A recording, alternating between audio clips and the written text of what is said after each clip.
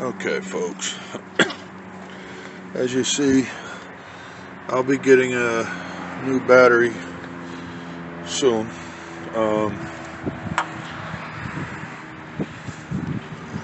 But you see right there,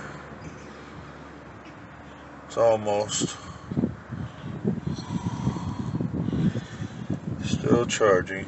It says full charge, but that little green light right there, as soon as it comes on, then it'll be a full charge.